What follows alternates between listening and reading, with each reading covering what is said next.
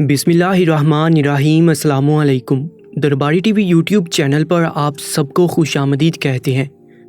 बात तो बड़ी अजीब सी है, लेकिन पहली दफ़ा मैं किसी ऐसे इंसान का कायल हो गया था जो दरअसल औरतों के साथ अच्छा नहीं कर रहा था, पर ये औरतें उसकी अपनी ही बीवियां थीं। जब वो औरत अपने शोहर के कमरे से निकली तो बुरी तरह से रो रही थी। मैं हैरान था कि आखिर ये किस किस्म का इंसान है। मैं इसका राज जानना चाहता था, क्योंकि मैंने उस जैसा मर्द कभी नहीं देखा था। मैं उसी के घर पे काम करता था। जब मैंने उसे पहली दफ़ा देखा तो ये सोच रहा था कि उसे तो कोई लड़की तो क्या, कोई बुरी औरत भी घास नहीं डालेगी, लेकिन उसने दो दो बीवियां रखी हुई थी और न जाने ऐसा क्या था कि बीवियां उसके साथ रहने के लिए कुछ भी करने को तैयार थी, जबकि ये उनके साथ अच्छा भी नहीं था। फिर एक दिन मुझे किसी तरह उसके राज के बारे में पता चल ही गया, और जब मुझे ये पता चला कि वो तो खुद अपना, मेरा नाम साद है, मुझे नौकरी की सख्त ज़रूरत थी। मैं गाँव से आया था। यही सोचकर इंसान गांव से आता है कि शहर में आएगा तो आते ही उसको नौकरी मिल जाएगी, पर ऐसा नहीं होता। मैं एक दो हफ्ते से काफ़ी ख़ार हो रहा था। जिस दोस्त के घर पे रह रहा था, जब उसने भी कह दिया कि अपने लिए कोई इंतज़ाम कर लो, मेरे पास जगह की तंगी है, जबकि उसने मुझे सोने के लिए किचन में जगह दी थी, मैंने कहा कि ठीक है, मैं कुछ कर लूँगा। एक दिन ऐसे ही एक बड़े से बंगले के अंदर चला गया और काम मांगने लगा। उनको भी शायद नौकर की ज़रूरत थी। ये लोग कुवैत से ताल्लुक़ रखते थे, और उस आदमी की शक्ल देख के पहले तो मैं ये समझा कि ये भी उस जगह नौकर ही है। लेकिन जब दूसरे नौकर ने उसे साहिब जी कह के बुलाया और कहा कि ये बंदा आया है, इसका नाम साद है, इसको नौकरी की ज़रूरत है, तो तब मैंने अपनी ज़ुबान पर काबू रखा। नहीं तो मैं उसे कहता कि जाओ ज़रा एक गिलास पानी ला दो, मुझे बहुत प्यास लगी है। बंदा यूँ किसी से पानी तो मांग ही लेता है, क्योंकि उसका कद बिल्कुल ही छोटा सा था, और उसका कद इतना था कि जितना किसी औरत का होता है। मर्द का कद इतना हो तो वो बिल्कुल भी अच्छा नहीं लगता। उसकी शक्ल भी वाजिबी से कम थी। ये भी नहीं कहा जा सकता कि शक्ल सूरत का मुनासिब था, और रंग इतना काला था कि अंधेरे में खड़ा हो जाए तो नजर ही ना आए। मैं हैरान था कि उस आदमी ने इतना बड़ा बंगला भी बना लिया। फिर पता चला कि कुवैत से ताल्लुक़ रखता है, तो सोचा कि वहाँ ज़रूर उसका कोई बहुत बड़ा कारोबार होगा। जब मैंने काम की बात की तो उसने फ़ौरन मुझे काम पे रख लिया। उसने कहा कि ये घर बहुत बड़ा है, यहाँ पे कोई ना कोई काम निकल आता है, बस जो काम तुम्हारे हाथ लगे तुमने कर देना है, ये नहीं सोचना कि तुम्हारा कोई एक ही काम है। मैंने कहा कि ठीक है। उसने मुझे जो तनख्वाह बताई वो भी बहुत ज़्यादा थी। मैं तो खुश हो गया। मैंने कहा कि मेरे पास रहने की कोई जगह नहीं है। उसने कहा कि इधर तुम्हारे लिए कोई जगह भी बन जाएगी। मुझे क्वार्टर दिखा दिया गया, जहाँ मेरे साथ एक दूसरा नौकर भी रहता था, लेकिन ये किचन में सोने से तो बेहतर ही था। ये कमरा तो काफ़ी अच्छा था, यहाँ पे तो चारपाई भी थी और गर्म पानी भी। मैं बहुत खुश हो गया। मेरी तो जिंदगी बन गई थी। जितने पैसे उसने मुझे देने का वादा किया था वो बहुत ही ज्यादा मुनासिब थे। इससे ज्यादा पैसे मुझे गांव में नहीं मिल सकते थे। मैं कौन सा पढ़ा लिखा था। उसने कहा कि घर पे नजर भी रखनी है, सारे नौकरों से काम करवाना है, सौदा सलफ लेके आना है, और तुम घर के अंदर भी आ जा सकते हो। मैंने चौकीदार से कहा कि उन्होंने मुझ पर फौरन भरोसा कर लिया। तो उसने कहा कि हाँ, क्योंकि अगर तुमने कोई गलती की तो ये तुम्हें वैसे भी नहीं बख्शेगा।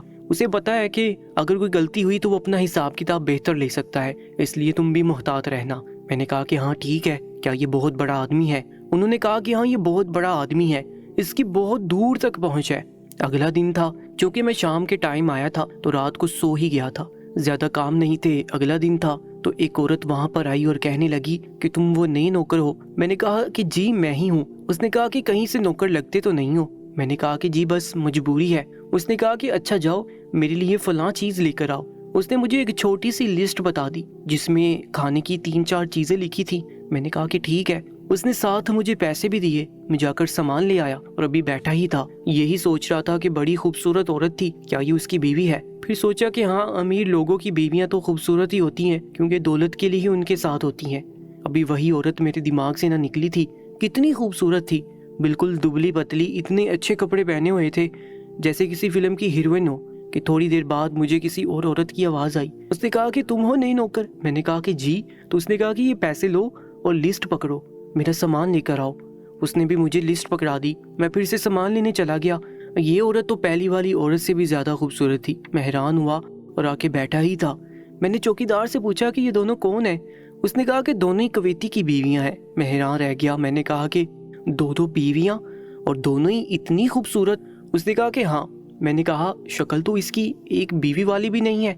उसने कहा कि ये बात इसके सामने ना बोलना, हम सब इसके खिलाफ है।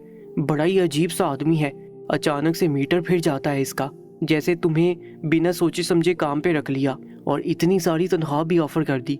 इसी तरह किसी दिन तुमको बिना सोचे समझे काम से निकाल भी सकता है। इसकी बीवियों के साथ अच्छे तरीके से पेश आना, क्योंकि घर की औरत के साथ अगर बना के रखें तो सब कुछ ठीक रहता है। मैंने कहा कि वो दोनों तो इतनी ज़्यादा खूबसूरत है कि उनको देख के उनसे नज़र ही नहीं हटती। मेरी चौकीदार के साथ काफ़ी दोस्ती होगी। उसने मुझे कहा कि अपनी नज़रों को काबू में रखना, ये ना हो कि किसी दिन तुम्हारी नज़रों की वजह से ही तुम्हें नुकसान उठाना पड़े। मैंने कहा कि यार, मेरे दिमाग में ऐसी कोई बात नहीं है, बस अच्छी चीज़ को कौन नहीं देखना चाहता। उसने कहा कि ये दोनों अच्छी चीज़ें उस कुवैती की हैं। एक दिन मैंने देखा कि उसकी पहली बीवी, जिसका नाम साया था, वो जय नमाज पर बैठी थी और पता चला कि आज उसका रोज़ा भी है, क्योंकि इसके लिए उसकी पसंद का खाना बन रहा था। मैंने कहा, ये कौन से वक्त का रोज़ा रख रही है और सुबह से जय नमाज पे क्यों बैठी है? तो मुझे चौकीदार ने बताया कि लगता है दूसरी बीवी के कमरे में रात को कुवैती था, इसलिए आज ये सब कर रही है और आज बहुत ज़्यादा खुश भी है। मैंने कहा कि हाँ, सुबह सुबह कह रही थी कि मगरिब होने से पहले मिठाई भी मंगवा लेना, लगता है दूसरी बीवी के यहाँ बच्चा होने वाला है, तभी ये खुश हो रही है। मुझे चौकीदार ने कहा कि तुम पागल हो क्या? कभी सोतन भी अपनी दूसरी सोतन के यहाँ औलाद होने पे खुश हो सकती है? ये तो इसलिए खुश हो रही है क्योंकि रात को कुवैती उसके कमरे में था और वो अभी बीमार पड़ी है। मैंने कहा कि क्यों, किस लिए बीमार पड़ी है, क्या हो गया इनको? उसने कहा कि इसलिए बीमार पड़ी है क्योंकि कुवैती इसके कमरे में गया था। पहली वाली को दूसरी वाली से बहुत नफरत है और ऐसा ही होता है, जब वो दूसरी वाली बीवी के कमरे में जाता है तो सारा बीवी अगले दिन बहुत ज़्यादा खुश होती है। 5 वक्त की नमाजें पढ़ती है और इबादत भी करती है, रोज़ा भी रखती है, सदका खैरात भी करती है और घर में बहुत अच्छा खाना भी बनवाती है। हम लोगों के पास भी वही खाना आता है और मिठाई वगैरह भी होती है। जबकि दूसरी वाली की हालत बहुत बुरी होती है, 3-4 दिन लग जाते हैं इसको ठीक होने में। मैं ये सुन के हैरान रह गया। मेरा ध्यान इस बात पे नहीं था कि एक सोतन के लिए कैसे जज्बात रखती है। मैं तो ये सोच रहा था कि कुवैती औरत के साथ ऐसा क्या करता है कि वो 5 दिन के लिए बीमार हो जाती है और बिस्तर पे पड़ जाती है। मैं बड़ा हैरान था, क्योंकि इस तरह की एक बात मैंने पहले भी सुनी थी। मेरा एक बड़ा भाई था जो बचपन से ही बहुत ही ज़्यादा बीमार रहता था। सब लोग कहते थे कि इसकी शादी नहीं करवाओ, नहीं तो इसकी बीवी इसके साथ कभी खुश नहीं रहेगी। मुझे इस बात की समझ नहीं आती थी, क्योंकि दिखने में तो शक्ल सूरत में वो बहुत अच्छा था। और वही बात हुई, जब उसकी शादी करवाई तो मेरी भाभी हमेशा उससे लड़ती झगड़ती रहती थी और कहती थी कि कैसा इंसान है, कि कैसे इंसान से मेरी शादी करवाती है, ये तो सिर्फ घर के कामों के लिए ही ठीक है। मैं हैरान होता था कि मेरे भाई में ऐसा क्या मसला है। मेरा भाई दिल का भी अच्छा था, अपनी बीवी की बातें भी सुन लेता था, शक्ल भी उसकी अच्छी थी, पैसे भी ठीक ठाक कमाता था, पर उसकी बीवी उससे कभी खुश नहीं रहती थी। एक दिन मैंने अम्मी से पूछ लिया, क्योंकि उस वक्त मेरी उम्र थोड़ी कम होती थी, तो अम्मी ने कहा कि तुझे इनके मामले में बोलने की ज़रूरत नहीं है, ये इनका ज़ाती मामला है। मैंने कहा कि लेकिन भाभी को मसला क्या है? अम्मी ने कहा कि बस तेरा भाई बचपन में बीमार बहुत रहा है ना, इसलिए मुझे ये समझ नहीं आ रही है कि भाई की बचपन की बीमारी अभी भाभी को तकलीफ क्यों दे रही थी। लेकिन अब मैं बड़ा हो गया था, इसलिए मुझे समझ आ गई थी।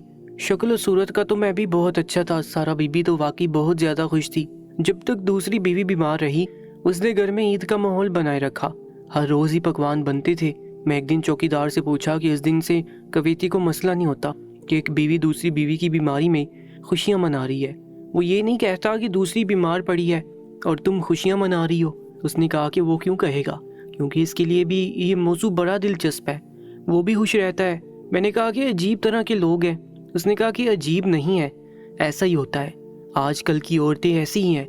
ये चौकीदार यहाँ पे बड़े अरसे से काम कर रहा था, इसके साथ मेरी दोस्ती होगी और इसकी बताए हुए मशवरों पे चल के ही मैं कुवैती की आंख का भी तारा बन गया, क्योंकि मैं अपने काम को बहुत अच्छे तरीके से करता था और थोड़ी कार्रवाई भी डालता था कि जैसे ही अपने काम को बहुत ज़्यादा लगन और मेहनत के साथ कर रहा हूँ, वो भी मेरे से मुतमिन हो गया और खुश रहता था। लेकिन एक सवाल मेरे दिल में था, और वो ये कि अगर दूसरी बीवी के कमरे में कुवैती गया और उसकी ऐसी बुरी हालत हो गई और पहली बीवी उस पर खुश हो रही है, तो क्या पहली बीवी की बारी नहीं आएगी? मैंने ये सवाल चौकीदार से नहीं पूछा, वरना वो मुझे कहता कि तुम तो हर टाइम इन दोनों के मामलात में ही बोलते रहते हो, तुम्हारे पास और कोई मौजू नहीं है। लेकिन सच तो यही था कि हमारे पास और क्या मौजू हो सकता था। हम गरीब लोग थे, किसी के घर में काम कर रहे थे, पूरा दिन कामों में गुजर जाता था, 10 चक्कर मेरे दुकान के लगते थे। ऐसे में इस तरह की बातें करने के लिए मिल जाती तो थोड़ा दिमाग हल्का हो जाता। और फिर ये बातें कौन सी कोई आम बातें थी, ये तो निहायत ही दिलचस्प बातें थी। ऐसी बातें हो रही हो तो कौन नहीं बैठता, और दूसरे के घर की कहानी हमेशा दिलचस्प लगती है, जबकि हमारे घर की कहानी भी बड़ी अजीब सी थी। मेरी भाभी तो हर दूसरे दिन नाराज होके चली जाती थी, سارے محلے والے میرے بھائی پر ہنستے تھے۔ پھر وہ اپنی بیوی کو لے کے وہاں سے ہمیشہ کے لیے چلا گیا۔ تبھی تو سارا بار مجھ پر پڑ گیا۔ میری ماں نے اسے کہا کہ تو اپنا علاج کروا لے، جگہ چھوڑ کے جانے سے کچھ نہیں ہوگا۔ اس بات کی بھی مجھے سمجھ نہیں تھی کیونکہ میرا بھائی بالکل ٹھیک ٹھاک تھا، بھلا اسے علاج کی کیا ضرورت تھی؟ وہ بیمار نہیں تھا اور پہلے بھی ساری زندگی علاج ہی تو کرواتا رہا تھا، اب جا کے تو اس کی صحت ٹھیک ہوئی تھی۔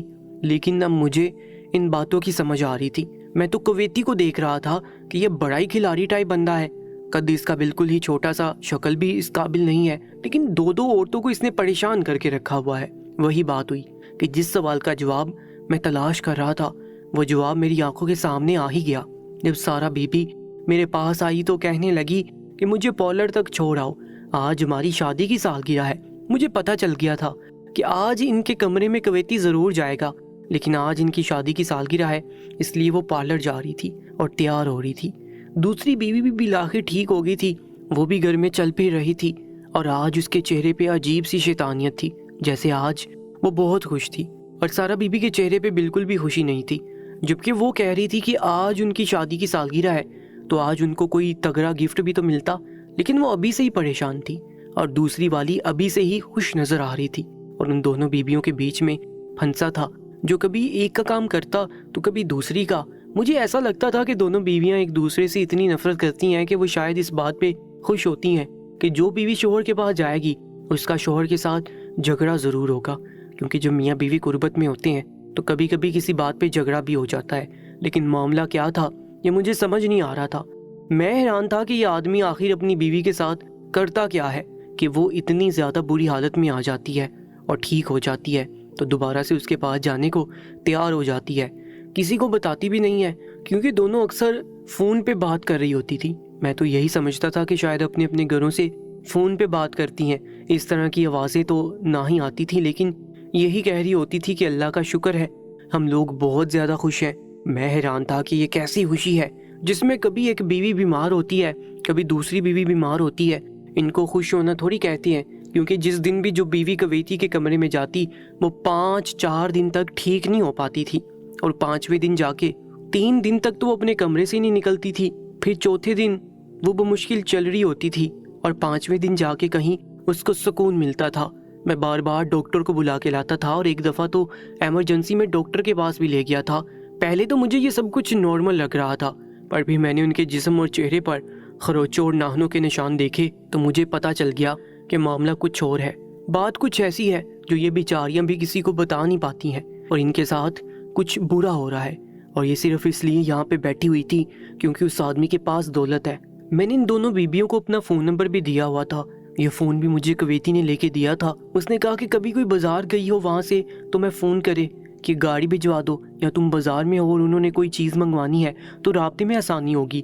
لیکن سارا بی بی سے شاید غلطی ہوگی، انہوں نے شاید سوچا کہ کسی اور کا نمبر ملایا ہے، لیکن میرا نمبر ملا بیٹھی اور ایک ہی سانس میں ایسی بات کہی کہ میں سن کے حیران رہ گیا۔ انہوں نے کہا کہ آج اس اسما کی باری ہے۔ میں تو کہتی ہوں ایسا حل کرے اس کا کہ دنیا دیکھے، میں نے پہلے اسے کافی بھڑکا دیا ہے، آج اس کی خیر نہیں ہے، اس کے بیڈ روم میں جائے گی تو واپس اپنے پیروں پہ چل کے نہیں آئے گی۔ میں تم سے بعد میں فون کروں گی، ابھی مجھے کام ہے۔ اس نے جب یہ لائن بولی اور فون بند کر دیا تو میں حیران رہ گیا۔ میں نے کہا کہ آخری بیڈ روم کے اندر ہوتا کیا ہے؟ مجھے تجسس بھی ہو گیا اور حیرانگی بھی، اور یہ دونوں چیزیں آپس میں مل جائیں تو بڑی خطرناک ثابت ہوتی ہیں۔ اسی لیے میں نے سوچ لیا کہ مجھے پتہ لگانا ہی ہوگا کہ معاملہ کیا ہے، پر یہ آسان نہیں تھا۔ ان کی خوابگاہ میں کیسے جا سکتا تھا، کیسے جان سکتا تھا؟ میں تو نوکر تھا، اور اگر پکڑا جاتا تو پھر اس کے بعد میری نوکری تو گئی تھی، میرے پاس کچھ بھی نہیں بچنا تھا۔ ایک دن دوسری بیوی اسما کو ہسپتال لے کے گیا، وہاں پہ کافی وقت لگ گیا، پھر واپس لے کر آیا تو سارا نے مجھے کہا کہ آپ جا کر میرا سامان لے آؤ۔ میں نے کہا کہ بی بی جی 5 منٹ آرام کرنے دیں، ابھی ہسپتال سے آیا ہوں۔ اس نے کہا کہ کیا کہا ڈاکٹر نے؟ میں نے کہا کہ یہ تو مجھے نہیں پتا، پر کچھ ٹیسٹ وغیرہ کروائے تھے اور پٹی وغیرہ گئی تھی، میں نے ہی سامان لا کے دیا تھا۔ سارا نے کہا کہ اچھا۔ میں نے کہا کہ مجھے تو ایک بات سمجھ نہیں آتی، تھوڑی بڑی بات ہے، آپ برا نہ منائیں تو آپ سے پوچھ لوں، آئے دن آپ بیمار کیوں ہو جاتی ہیں؟ میں نے سوال تو کر دیا تھا، اب کوئی نہ کوئی جواب تو انہوں نے کرنا ہی تھا، اور میں بہت زیادہ غور سے سن رہا تھا، اور جب انہوں نے مجھے بتایا کہ اس کی وجہ کیا ہے تو میرے قدموں تلے سے تو زمین ہی نکل گئی، اور مجھے ان کی بات ٹھیک سے سمجھ بھی نہیں آئی تھی۔ اس نے کہا کہ کچھ پانے کے لیے کچھ کھونا پڑتا ہے. ہماری قسمت بہت بری تھی، میری بھی اور اسما کی بھی، لیکن پھر اس آدمی نے ہم سے شادی کر لی. ہماری قسمت ابھی بھی بری ہے پر ہم خوش ہیں. مجھے اس بات کی سمجھ نہیں آئی تھی، وہ اتنا کہہ کر وہاں سے چلی گئی. لیکن اب میں نے سوچ لیا تھا کہ مجھے پتہ لگانا ہی ہوگا، اور یہ کام کرنے کا میرے پاس ایک ہی طریقہ تھا کہ میں ان کے کمرے میں جھانک کر دیکھوں کہ وہ کرتے کیا ہے. مجھے پتا تھا کہ اگر میں پکڑا گیا تو میری نوکری چلی جائے گی، لیکن تجسس بہت زیادہ بڑھ گیا تھا. وہ کہتے ہیں کہ جب انسان کے برے حالات آنے لگتے ہیں تو اس کی عقل پہ پردہ پڑ جاتا ہے. میرے ساتھ بھی یہی سب ہوا تھا. اتنا بڑا گھر تھا، کون کس کونے میں بیٹھا ہے کسی کو پتہ نہیں چلتا تھا، اور شام ہوتی سب اپنے اپنے کمروں میں چلے جاتے تھے، کھانا بھی کمرے میں ہی کھاتے تھے. آج اس کی دوسری بیوی کی باری تھی، وہ اپنے کمرے میں موجود تھی اور کویتی تھوڑی دیر کے لیے باہر بیٹھا تھا، کسی سے فون پہ بات کر رہا تھا. شاید کچھ کاروباری باتیں چل رہی تھی. میں انتظار کر رہی تھی کہ یہ کب کمرے کی طرف جائے. میں نے پہلے ہی انتظام کر دیا تھا، جا کر کمرے کی کھڑکی کھول دی تھی. کھڑکی گھر کے اندر کی طرف ہی کھلتی تھی کیونکہ گھر بہت بڑا تھا، لیکن اس کی باتیں ہی ختم نہیں ہو رہی تھیں. اور میں سوچ رہا تھا کہ جلدی جلدی یہ کام ختم کر کے میں پچھلے دروازے سے نکل کے اپنے کوارٹر میں چلا جاؤں تاکہ کسی کو پتہ بھی نہ چلے. اور ویسے بھی میں نے ان کو دیکھ کے کون سی آوازیں دینی تھی، بس میں نے تو یہ دیکھنا تھا کہ آخر ہوتا کیا ہے. اس کے بعد میں اپنے کوارٹر میں چلا جاتا اور ان کو پتہ بھی نہ چلتا. کام تو یہ بالکل ہی معیوب تھا، لیکن اب میں اور کیا کر سکتا تھا. خیر وہ اپنے کمرے میں چلا گیا اور میں بھی اپنی جگہ پہ جہاں سے میں دیکھ سکتا تھا.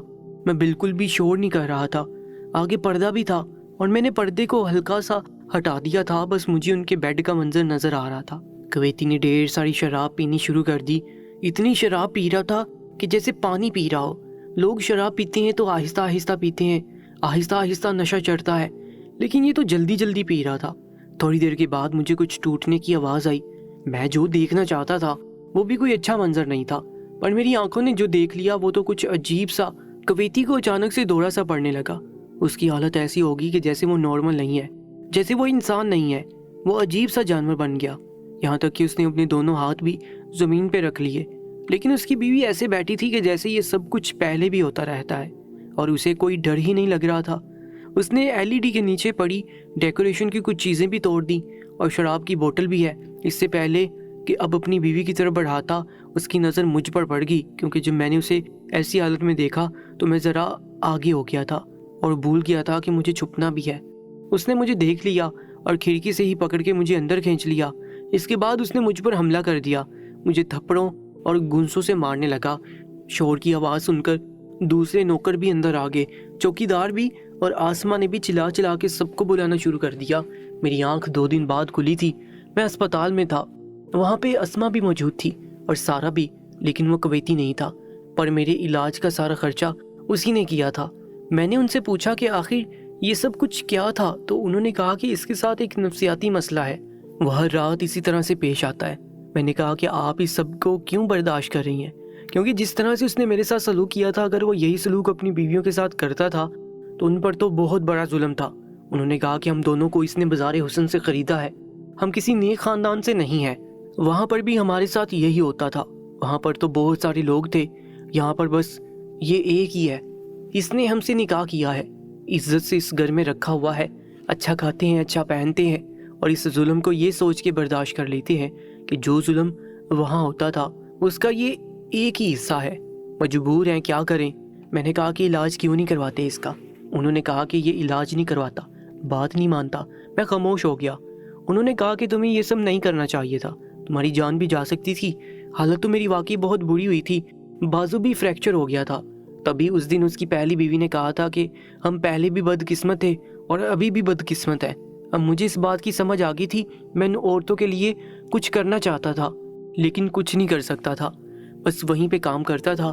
پر ایک دن ایسا ہوا کہ کویتی کو خود ہی ہارٹ اٹیک آ گیا اور اس کے بعد اسے فالج کا دورہ بھی پڑ گیا اور وہ بستر پر پڑ گیا تھا.